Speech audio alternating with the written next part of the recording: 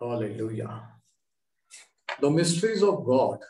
देवाविषयीची रहस्य की देव कोण आहे, कसा नाही याविषयीचा सध्या आपण अभ्यास करत आहोत. कारण देवाबद्दल अनेकांच्या मनात गैरसमज आहे. जसं आपण सिस्टर पाटील, रुपाली पाटील यांच्याकडून ऐकलं की देवाने असं का केलं, देव असं का करत नाही. म्हणून तो कोण आहे, कसा आहे हे जोपर्यंत आपल्याला नीट कळत नाही त्याच्या वचनातून, तोपर्यंत आपण त्याच्यावर पूर्णपणे विश्वास ठेवू शकत नाही. आणि म्हणून आपण ही सिरीज सुरू केलेली आहे, द मिस्ट्रीज ऑफ गॉड, देवाची गुजे किंवा देवाविषयीचे रहस्य. आणि आजचा आपला विषय आहे the try unity of God, देवाचं त्रैक्य, द ट्रिनिटी ऑफ गॉड. आता पुष्कळ लोकांना वाटतं की देवाचं त्रैक्य, अनेकांच्या दृष्टीने हा एक प्रॉब्लेम आहे की देव एक आहे की तीन, पिता, पुत्र आणि पवित्र. आणि हा प्रॉब्लेम अनेकांच्या दृष्टीने आहे. परंतु खरं तर देवाचं वचन जर आपण बारकाईने अभ्यास केला आणि वाचलं तर हे आणखी एक गुज, आणखी एक रहस्य देवाचं आपल्याला प्रगट होऊ शकतं. आता पहिली गोष्ट लक्षात घेण्यासारखी ही की देव आहे, मानव आहे. आपल्या लिमिटेड बुद्धीने, सीमित बुद्धीने आपण सर्व काही देवाबद्दलचं जाणून घेऊ शकत नाही. परंतु जे आपल्याला आवश्यक आहे ते देवाने त्याच्याविषयीचं प्रगट केलेलं आहे. आपण पाहिलं की देवाने त्याचं प्रगटीकरण 3 प्रकारे मानव जातीला दिलेलं आहे. एक एक्सटर्नल रेव्हलेशन, बाहेरील प्रगटीकरण निसर्गावर, की हे आपोआप झालेलं नाही, याच्या मागे कोणीतरी निर्माण करत आहे. दुसरं प्रगटीकरण माणसाच्या मनाला, बरं वाईट काय, पाप काय, चांगलं काय, वाईट काय याचं ज्ञान प्रत्येकाला आहे, हे इंटरनल रेव्हलेशन. आणि तिसरं जे प्रगटीकरण आहे हे त्याच्या वचनाच्या द्वारे, त्याच्या पुत्राच्या द्वारे.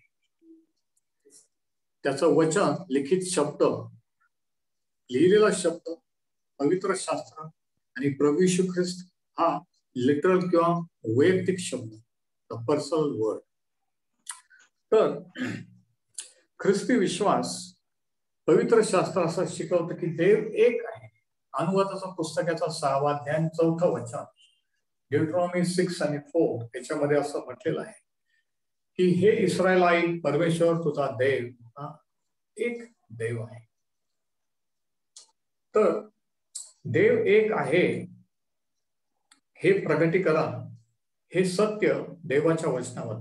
आणि हे रहस्य जसं आपण देवाबद्दलचे समजतो, तसंच आपल्याला समजायला लागतं, तसंच आपल्याला देवाची ओळख होऊ लागते आणि देवाचा विश्वास आपल्याला वाढू लागतो. जसं एखाद्याची ओळख झाल्यावरच आपण विश्वास टाकतो, तसं देवाची ओळख झाल्यानंतर, देवाविषयी माहिती झाल्यानंतर आपला विश्वास हा आपोआप वाढू लागतो. आणि विश्वास वाढल्यानंतर आपण त्याची आपोआप भक्ती करू लागतो. आणि त्यामुळे आयुष्यातला जीवनाचा खरा आनंद, जीवनाचं खरं मर्म हे आपल्याला कळतं की आपण कोण आहोत, कशासाठी आहोत, देवाने आपल्याला कशासाठी इथे ठेवलेला आहे. आता एक हा जो शब्द आहे त्या ठिकाणी जो वापरलेला हिब्री शब्द आहे, तो अनेक वचने आहे. तुम्ही म्हणाल म्हणजे काय? उदाहरणार्थ, उत्पत्तीचं पुस्तक याचा 1ला अध्याय आणि 1लं वचन, जेनेसिस 1:1, प्रारंभी देवाने आकाश व पृथ्वी ही उत्पन्न केली. In the beginning God. देवाने या ठिकाणी जो शब्द वापरलेला आहे तो आहे हिब्री शब्द एलोहिम. एल यहुदी भाषेत, हिब्री भाषेत म्हणजे देव, एलोहिम म्हणजे अनेक वचने. आणि नंतर आपण वाचतो की ज्यावेळेस देवाने मनुष्य निर्माण करण्याचं ठरवलं, त्याने असं म्हटलं की आपण आपल्या प्रतिमेत मनुष्य निर्माण करू. मी नाही तर आपण. तर शास्त्राच्या सुरुवातीलाच आपल्याला देव एक असो, अनेक वचने आहेत, मोर दॅन वन, प्लुरॅलिटी हे आपल्याला आढळून येतं. उत्पत्ती 1 आणि वचन 1, प्रारंभी देवाने आकाश व पृथ्वी उत्पन्न केली. आणि नंतर जर नव्या करारात आपण वाचलं, उदाहरणार्थ योहान शुभवर्तमानाच्या 1ल्या अध्यायात, तर त्या ठिकाणी असं लिहिलेलं आहे की प्रारंभी शब्द होता, शब्द देवासह होता आणि शब्द देव होता. आणि नंतर आपण जर वाचलं तर सांगितलेलं आहे की तो शब्द देही झाला, म्हणजे त्याने देहरूप धारण केले, आणि तो म्हणजे प्रभू येशू ख्रिस्त. म्हणजे प्रभू येशू ख्रिस्त हा देवाबरोबर अनंत काळापासून, प्रारंभापासून होता, अस्तित्वात होता. नंतर दुसऱ्या वचनात आपण वाचतो उत्पत्तीच्या पहिल्या अध्यायाच्या, की तेव्हा पृथ्वी आकार विरहित व शून्य होती, जलनिधीच्या पृथ्वी पृष्ठभागावर अंधकार होता, आणि देवाचा आत्मा म्हणजे पवित्र आत्मा जलाशयावर तळपत राहिला होता. म्हणजे सुरुवातीला शास्त्राच्या देव जो पुत्र, देव जो पिता, देव जो पुत्र आणि देव जो पवित्र आत्मा यांचं प्रगटीकरण शास्त्राच्या सुरुवातीला आहे. नंतर देव म्हणतो की आपण आपल्या प्रतिमेत, हे आपण कोण? पिता, पुत्र आणि पवित्र आत्मा. 6व्या अध्यायात आपण वाचलं, ज्यावेळेस मानव जातीचा पाप वाढत गेलं त्यावेळेस त्याने काय म्हटलं? परमेश्वराने म्हटले की पृथ्वीचा न्याय जलाशयाने करण्याचा ठराव. नंतर बाबेलचा बुरुज ज्यावेळेस त्यांनी बांधला परमेश्वरापर्यंत पोहोचण्यासाठी, परमेश्वराने म्हटलं की आपण खाली जाऊन त्यांची भाषा बदलून टाकू. तर एक देव असून सुद्धा अनेक वचनेने त्याचं वर्णन किंवा त्याचं प्रगटीकरण त्याच्या वचनामध्ये आपल्याला आढळतं. म्हणजे पवित्र शास्त्र शिकवते की देव हा 3 व्यक्ती किंवा 3 वेगवेगळे व्यक्तिमत्व असून तो एक आहे. आमेन. म्हणजे 1 अधिक 1 अधिक 1 बरोबर 1, 1 + 1 + 1 = 1 असं नाही. हे मानवी बुद्धीने नाही, हे दिव्य प्रगटीकरण आहे. हे एक दैवी सत्य आहे की जरी देव एक आहे तरी तो 3 व्यक्तीमध्ये किंवा व्यक्तिमत्वामध्ये, पर्सनॅलिटीज मध्ये तो प्रगट झालेला आहे. आणि ख्रिस्ती जीवनाचं, माणसाच्या जीवनाचं ध्येय हे आहे की आपण कोण आहोत आणि आपण इथे कशासाठी आहोत, आपण कुठून आलो आणि कुठून चाललो. या प्रश्नाची जर माणसाला उत्तर मिळाली नाहीत तर तो कितीही शिकला, किती विद्वान झाला आणि कोणीही झाला तरी त्याचं जीवन अपूर्ण असतं. हे महत्वाचे प्रश्न आहेत आणि याचं उत्तर तत्वज्ञानात नाही, याचं उत्तर शिक्षणात नाही, याचं उत्तर कोणत्या धर्मात नाही, तर फक्त आणि फक्त देवाच्या वचनात, पवित्र शास्त्रात आपल्याला आढळतं. आणि म्हणून योहान शुभवर्तमानाच्या 17व्या अध्यायात प्रभू येशूने ज्यावेळेस गेत्सेमने बागेची प्रार्थना केली त्याने असं म्हटलं की सार्वकालिक जीवन हेच आहे, सार्वकालिक जीवन हेच आहे की त्यांनी तुला, पित्याला उद्देशून तो म्हणतो की त्यांनी तुला आणि ज्याला तू पाठवलंस त्या प्रभू येशूला ओळखावं. म्हणजे जीवन काय, सार्वकालिक जीवन काय, की देव कोण, प्रभू येशू ख्रिस्त कोण याची ओळख होणे. कारण त्याची जर ओळख झाली तर आपल्याला आपली ओळख होती की आपण कोण. आपण आधार कार्डवरचा एखादा नंबर नाही, आपण लोकसंख्येतला एखादा कोणीतरी नाही, आपण एखादा सेल अमिबा मधून निर्माण झालेला नाही, आपण माकडापासून उत्पन्न झालेलो नाही, तर आपण देवाची निर्मिती आहोत. आपल्यामध्ये एक पार्ट देवाचा आहे आणि एक पार्ट मातीचा आहे. माती एक दिवशी मातीला मिळते, पण देवाने दिलेला पार्ट त्याच्याकडे जातो. Praise the Lord. तर देव जो पिता, देव जो पुत्र आणि देव जो पवित्र आत्मा. आता देव एक पिता आहे हे प्रगटीकरण फक्त प्रभू येशू ख्रिस्त जगात आल्यानंतर त्याने ज्यावेळेस देव कोण आहे, कसा आहे हे तो दाखवू लागला त्याच्या कृत्यावरून, चमत्कारावरून, की तो कळवळू कृपाळू आहे, तो मुक्त करणार आहे, तो क्षमा करणार आहे. देव कोण आहे व्यक्त करण्यासाठी, प्रगट करण्यासाठी तो आला. आणि त्याने देवाची ओळख त्याच्या शिष्यांना अशी करून दिली की देव एक पिता आहे आणि तो एक चांगला पिता आहे. प्रभू येशू ख्रिस्त जगात येण्यापूर्वी जुन्या काळात कुठेही आपण वाचत नाही की कोणालाही हे प्रगटीकरण मिळालं की देव एक पिता आहे. आता पिता म्हणजे काय? पिता म्हणजे जन्म देणारा, पिता म्हणजे पालन पोषण संगोपन करणारा, पिता म्हणजे संरक्षण करणारा. आणि देव जर पिता आहे आणि तो आहे तर तो हे सर्व काही करतो. परंतु हे जरी त्याचे गुणधर्म असले तरी शास्त्र असं सांगतं की देव प्रीती आहे. 1 योहान 4:7 गॉड इज लव्ह. म्हणजे प्रीती हा देवाचा गुणधर्म आहे, माणसाचा नाही.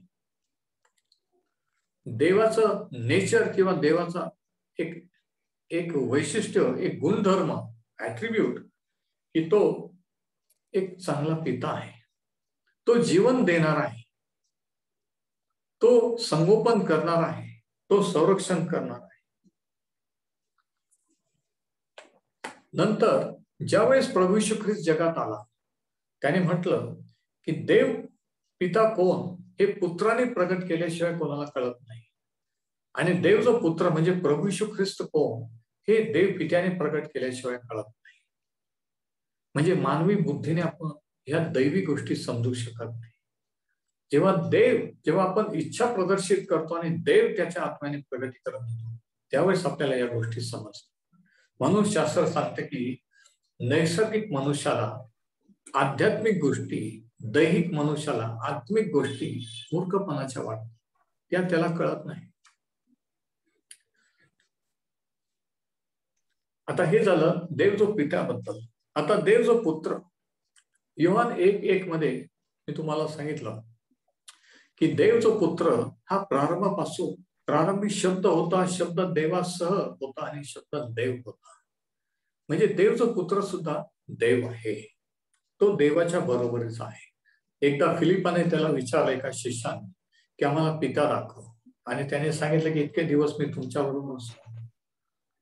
तू असं कसं म्हणतो? ज्याने मला पाहिलं आहे त्याने पित्याला पाहिलं आहे. Praise the Lord.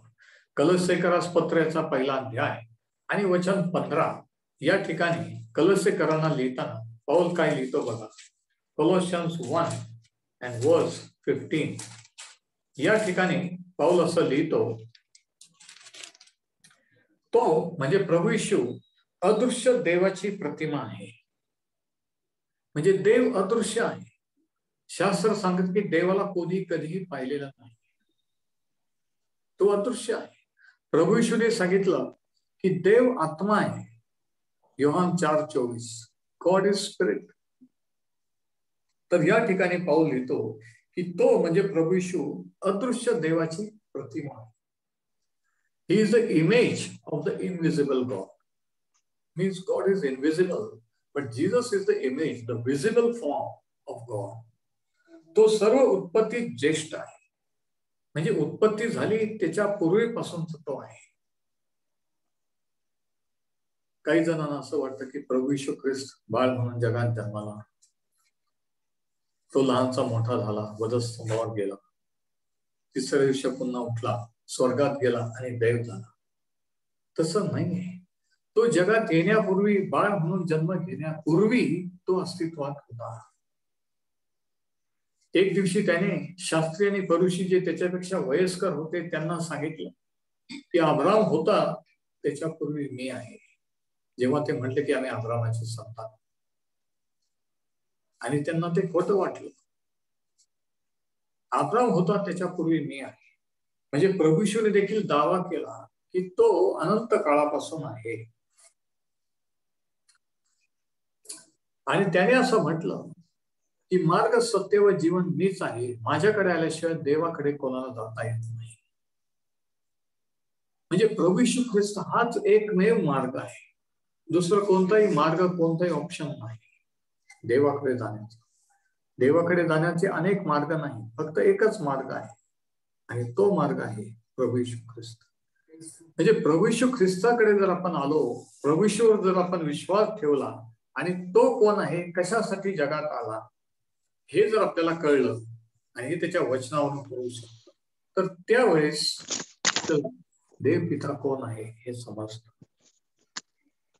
ज्यावेळेस तो जगात आला, शास्त्र सांगतं की त्याने, आपण वाचू फिलिपियन्स पत्राचा 2 अध्याय, फिलिपियन्स चॅप्टर 2 आणि याच्या 5व्या वचनापासून, असली जी चित्तवृत्ती ख्रिस्त येशूमध्ये होती ती तुमच्या ठायी असो. आणि आता ऐका, तो देवाच्या स्वरूपाचा असो नाही, देवाच्या बरोबरीचा असो नाही, देवा समान असणे हा लाभ त्याने मानला नाही, तर त्याने स्वतःला रिक्त केले, म्हणजे मनुष्याच्या प्रतिमेचे होऊन दासाचे स्वरूप धारण केले.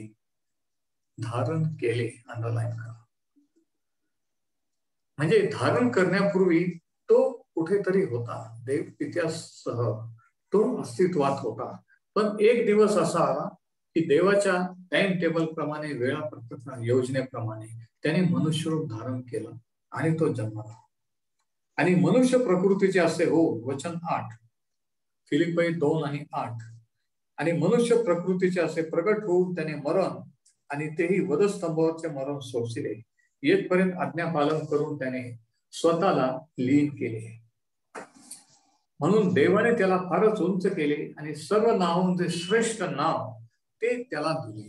म्हणजे येशू हे सर्व नावावरून श्रेष्ठ आहे, यासाठी की स्वर्गात, पृथ्वीवर व पृथ्वीखाली जे काही आहे, म्हणजे पृथ्वीवर पण जे आहे ते आणि पृथ्वी खाली पण जे आहे ते, त्याने येशूच्या नावाने गुडघे टेकावे आणि देव पित्याच्या गौरवासाठी प्रत्येक जीवाने येशू ख्रिस्त प्रभू आहे हे कबूल करावे.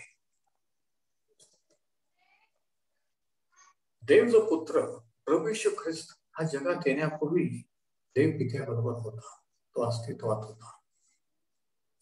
तो देव आहे, मनुष्य आहे. त्याने जगात आला, मनुष्य रूप धारण केलं. म्हणून मानवी शरीर ज्यावेळेस पुनरुत्थान झालं त्याला गौरवी शरीर प्राप्त झाला. आणि म्हणून आज स्वर्गामध्ये तो मनुष्य आणि देव माणूस किंवा देव मनुष्य आहे नात्याने स्वर्गामध्ये आहे.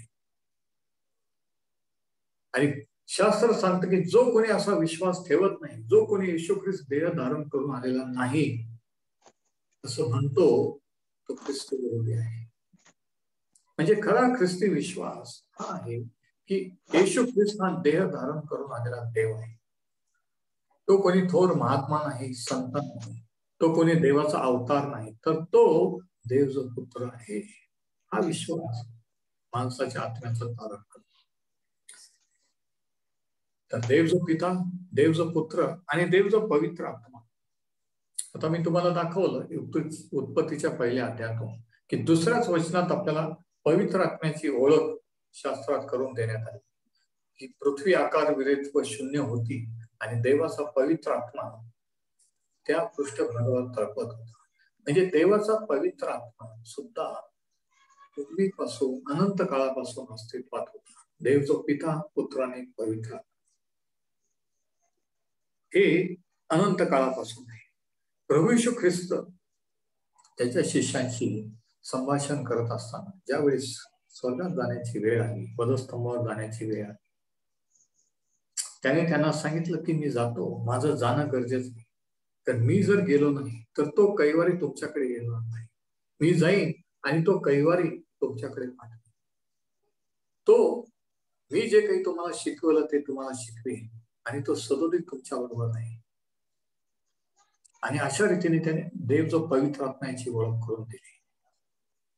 त्याने सांगितलं की तो सत्याचा आत्मा आहे, तो तुम्हाला सर्व सत्यात मार्गदर्शन करेल, तो तुमचं सांत्वन करेल, तो असं म्हटलेलं आहे. म्हणून पवित्र आत्मा सुद्धा एक व्यक्ती आहे, पर्सनॅलिटी. म्हणून देव जो पिता, पुत्र आणि पवित्र आत्मा हे तीन मिळून एक आहेत. ह्या तिघांमध्ये दृश्य रूपाने फक्त आणि फक्त प्रभू येशू ख्रिस्त आहे. देव आत्मा, देव अदृश्य आहे, पवित्र आत्मा अदृश्य आहे, पण दृश्य रूपाने प्रभू येशू ख्रिस्त आहे. आणि हे एक गुच आहे असं शास्त्र सांगतं. सर्व समजल्यावरच मी विश्वास ठेवेन. मानवी बुद्धीने आपण कितीही शिकलो तरी सर्व काही देवाबद्दल जाणून घेऊ शकत नाही. उदाहरणार्थ, पण तरी आपल्याला जे आवश्यक आहे ते आपण समजू शकतो. उदाहरणार्थ, जर कोणी म्हटलं की मी आकाश पाहिलेलं, म्हणजे काय? आकाश पाहिलं हे खरं आहे, पण ते अर्ध सत्य आहे. कारण सर्व आकाश पाहिलेलं नाही. जोपर्यंत दृष्टी जाते तेवढंच पाहिलेलं, पण तेवढंच आकाश आहे नाही. समुद्र किनाऱ्यावर उभा राहील आणि आपण म्हटलो की मी समुद्र पाहिला, तर मी सगळा समुद्र पाहिला का? नाही. जेवढं माझ्या डोळ्याला दिसतो तेवढा पाहिला, पण पाहिलं. पण जरी पाहिला तरी सर्व समुद्र पाहिलेला नाही. तसं देवाचं जरी आपल्याला प्रगटीकरण किंवा माहिती झाली, समजलं, तरी सर्व काही समजलं असं होऊ शकत नाही. या सीमित मानवी बुद्धीने आपण सर्व काही देवाविषयीचे गुजे समजू शकत नाही. तरी जे पाहू शकतो, समजू शकतो, ते देवाने आपल्याला प्रगट केलेलं आहे. Praise the Lord. हालेलुया. कारण आपण त्याची निर्मिती आहोत. आणखी एक गोष्ट, पवित्र आत्म्याबद्दल. देव जो पिता, पुत्र आणि पवित्र आत्म्याचं स्पष्ट चित्रण ज्यावेळेस प्रभू येशूचा बाप्तिस्मा झाला त्यावेळेस आपल्याला पाहायला मिळतं. प्रभू येशू ख्रिस्त यार्देन नदीत पाण्यात उतरला योहानाकडून बाप्तिस्मा घेण्यासाठी. देव पित्याची स्वर्गातून वाणी झाली की हा माझा प्रिय पुत्र आहे, त्याच्यावर मी संतुष्ट आहे. जे देव जो पिता आणि पुत्र आणि पवित्र आत्मा कबुतराप्रमाणे त्याच्यावर उतरताना योहानाने पाहिला. तर त्या ठिकाणी आपल्याला देव पिता, पुत्र आणि पवित्र आत्मा हे तिघे एका ठिकाणी आढळतात. Praise the Lord. म्हणजे निर्मितीच्या वेळेस तिघांचाही सहभाग आहे. देव पिता शब्द बोलला, प्रभू येशूने निर्माण केलं, उत्पन्न केलं आणि देवाच्या पवित्र आत्म्याने त्याच्यामध्ये जीवन घातलं, जिवंत केलं. आता तारणाच्या मध्ये सुद्धा या तिघांचाही सहभाग आहे. इफिसकरास पत्र याच्या पहिल्या अध्यायात हे आपल्याला वाचायला मिळतं की देव पित्याने जगत स्थापनेपूर्वी आपल्या जन्मापूर्वी ख्रिस्तामध्ये आपल्याला निवडून घेतले. सिलेक्शन देव पित्याने केली, योजना ही पित्याने केली. देव जो पुत्र याने स्वतःचं अर्पण करण्यासाठी तो जगात आला आणि स्वतःचं अर्पण देवाला केलं. आपल्या ऐवजी पापांची शिक्षा भोगली आणि त्याने आपल्याला तारण उपलब्ध करून दिला. हे देव जो पुत्र याचं कार्य तारणामध्ये देव पित्याने निवड केली, पुत्राने खंडाने भरून दिली आणि देव जो पवित्र आत्मा याने हे सत्य पित्याने काय केलं, पुत्राने काय केलं हे आपल्याला प्रगट केलं आणि आपल्याला शिक्कामोर्तब केला, सील केला. हे इफिसकरास पत्राच्या पहिल्याच अध्यायामध्ये सांगितलं. म्हणजे बघा, तारणामध्ये सुद्धा या तिघांचाही सहभाग आहे. पण मुख्य हे की देवाचं वैशिष्ट्य, देवाचा स्वभाव, देव प्रीती आहे.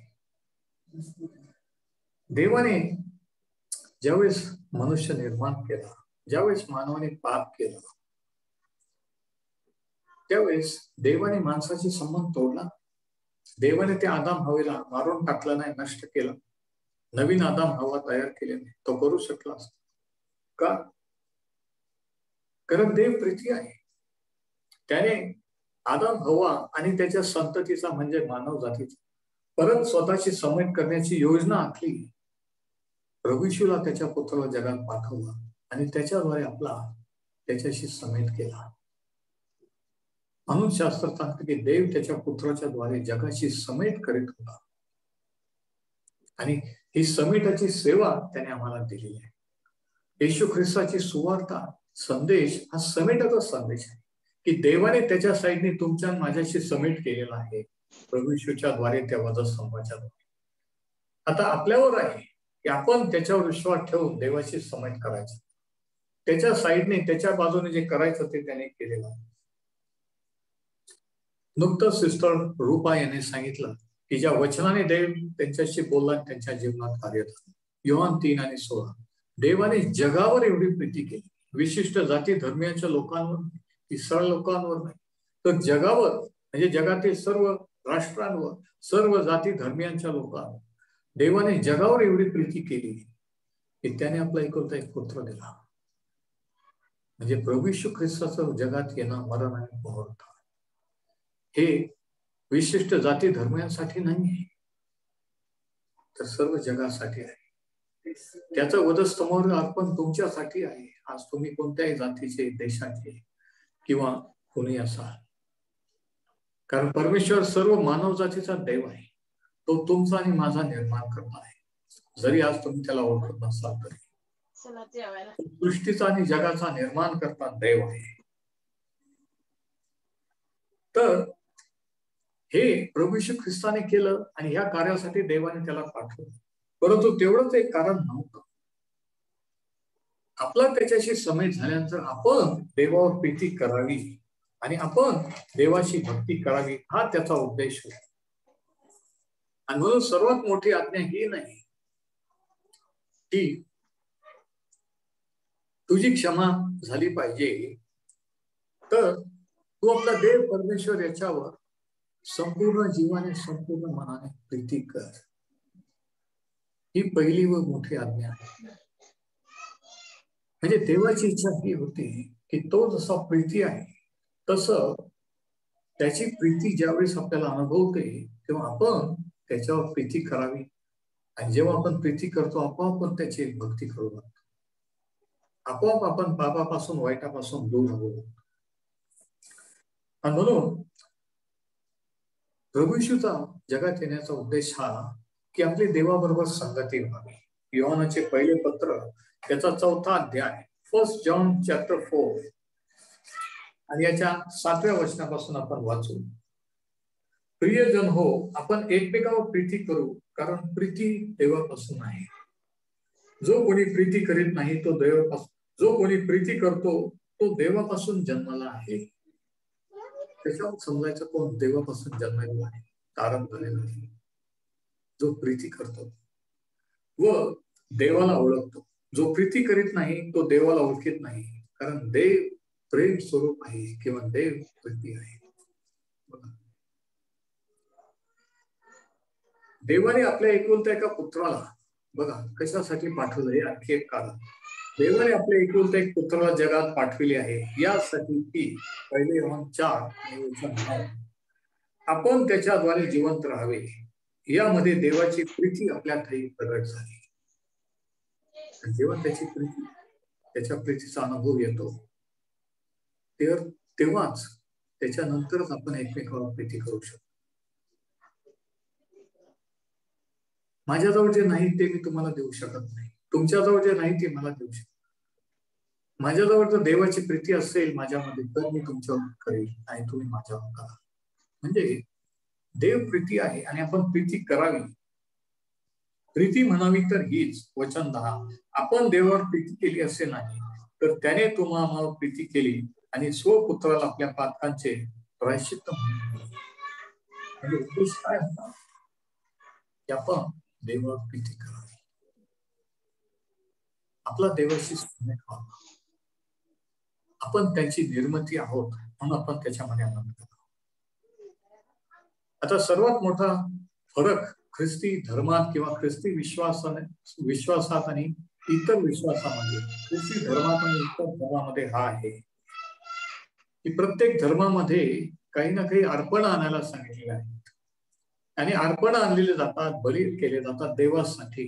पण ख्रिस्ती धर्मात किंवा ख्रिस्ती विश्वासामध्ये पवित्र शास्त्र सांगतं की आपल्याला काही देवाला अर्पण देण्याची गरज नाही, देवानेच त्याच्या पुत्राला आपल्यासाठी अर्पण म्हणून दिलं. आपण जे देवाला अर्पण द्यायला पाहिजे त्याचं प्रयोजन, त्याची सोय देवानेच केली. किती विशेष आहे. आता याच्यावर आपण काय शिकू शकतो? 3 महत्वाचे धडे. पहिला धडा हा की देव एक पिता आहे आणि तो एक चांगला पिता आहे. आणि ज्यावेळेस आपण प्रभू येशूवर विश्वास ठेवतो त्यावेळेस तो आपला पिता होतो आणि आपण त्याचे पुत्र आणि कन्या होतो. जितक्याने त्याच्यावर विश्वास ठेवला तितक्यास त्याने देवाची मुले होण्याचा अधिकार. योहान 1:12. दुसरा धडा हा, दुसरी गोष्ट ही की पित्याकडे, देवाकडे जाण्याचा एकच मार्ग आहे आणि तो आहे प्रभू येशू ख्रिस्त. आणि तिसरा धडा हा की ज्यावेळेस आपण प्रभू येशूवर विश्वास ठेवतो त्यावेळेस आपला देव पित्याशी समेट होतो, आपण त्याचे पुत्र आणि कन्या होतो आणि तो व पिता जसं एक आहे त्या ऐक्यात, त्यांच्या सहभागितेत आपण येतो. आणि या सहभागितेत यावं हीच प्रभू येशूची इच्छा आहे. योहान 17:20 आणि 21 आणि वचन 22 मध्ये सांगितले. म्हणून आणखी एक गोष्ट देवाविषयीच आहे की देव त्रैक्य आहे. God is ट्रायन. देव जो पिता, देव जो पुत्र आहे, देव जो पवित्र आणि तिन्ही मिळून एक आहे. आणि आणखी एक वचन जे याविषयी हे सांगतात ते हे योहान शुभवर्तमानाचा 17वा अध्याय, प्रभूश्वरी केलेली प्रार्थना आणि त्याच्यामध्ये त्यांनी काय मागितलं आणि त्याची काय इच्छा आहे हे प्रगट केलेलं आहे. आणि हे महत्वाचे वचन आहे. योहान 17 वचन 20 आणि 21. तो म्हणतो की मी त्यांच्यासाठी केवळ नाही तर त्यांच्या वचनावरून जे माझ्यावर विश्वास ठेवतील त्यांच्यासाठी विनंती कर. शिष्यांसाठीच नाही तर त्यांच्या वचनावरून म्हणजे ह्या शास्त्रावरून आज आपण, तुम्ही आणि मी, आपल्यासाठी प्रभूने विनंती केलेली आहे. यासाठी की त्या सर्वांनी एक व्हावे. हे पित्या, जसा तू मजमध्ये व मी तुझमध्ये आहे तसे त्यांनी आमच्यामध्ये राहावे, यासाठी तुम्हाला पाठविल असा विश्वास जगाने धरावा. म्हणजे आपली देवाबरोबर, प्रभू बरोबर सहभागिता व्हावी, फेलोशिप व्हावी, याच्यासाठी देवाने आपल्याला निर्माण केलं. आणि जोपर्यंत ते होत नाही माणसाचं जीवन अपूर्ण आहे. खरंच सुख, खरंच समाधान, सॅटिस्फॅक्शन नसतं. आणि जेव्हा आपण देवाशी कनेक्ट होतो, निर्माण करण्याची, त्यावेळेस आपल्याला जीवनाचा अर्थ कळतो की आपण कोण आहोत आणि देव कोण आहे. आणि मग वचन 23 आणि 24, म्हणजे मी त्यांच्यामध्ये व तू माझ्यामध्ये, यासाठी की त्यांनी एक होऊन पूर्ण व्हावे. म्हणजे तेव्हा आपण पूर्ण होतो. म्हणजे तोपर्यंत आपण अपूर्ण असे असतो आणि आपण शोधत राहतो की अधिक शिक्षण मिळाल्यानंतर मी सुखी होईल, अधिक धन संपत्ती मिळाल्यावर मी अधिक सुखी होईल, वगैरे वगैरे. पण अपूर्ण असतो. पण पूर्ण केव्हा होतं? वचन 23, मी त्याच्यामध्ये व त्यांनी आमच्यामध्ये राहावे, यासाठी की त्यांनी एक होऊन पूर्ण व्हावे. त्यावरून जगाने समजून घ्यावे की तू मला पाठवलेले आहे आणि जशी तू माझ्यावर प्रीती केली तशी त्यांच्यावर प्रीती केली. तेव्हा आपण समजतो की देवाने आपल्यावर कशी प्रीती केलेली आहे. हे पित्या, माझी इच्छा आहे की जे मला दिलेले आहे त्यांनी ज्याचे मी आहे ते माझ्याजवळ असावे, यासाठी की जे माझे गौरव तू मला दिले आहे ते त्यांनी पाहावे. कारण जगाच्या स्थापनेपूर्वी तू माझ्यावर प्रीती केली. Praise the Lord. तर प्रभू येशू ख्रिस्ताने देव कोण हे प्रगट केलेलं आहे. म्हणून देव कोण, कसा आहे, हे प्रभू येशू ख्रिस्त कसा आहे, कोण आहे, हे समजल्याशिवाय कळत नाही. आणि ते आपल्याला त्याच्या वचनावरून समजतं. आणि ज्यावेळेस आपण त्याच्यावर विश्वास ठेवतो त्यावेळेस आपल्याला देवाचे समेट होतो. आणि मग देवाचा पवित्र आत्मा ह्या गुजे रहस्य आपल्याला प्रगट करतो. कारण या दैवी गोष्टी देवाच्या आत्म्याने, देव जो पवित्र आत्मा आपल्याला प्रगट करत असतो, हे पवित्र आत्म्याचं कार्य आहे. आणि म्हणून आणखी एक वचन शेवटी प्रैक्याविषयी, आणि मग मी संपवणार आहे.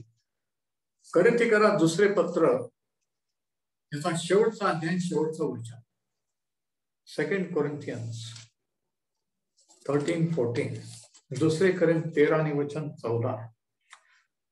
आणि या ठिकाणी परत एकदा त्रैक्य आपल्याला आठवतं.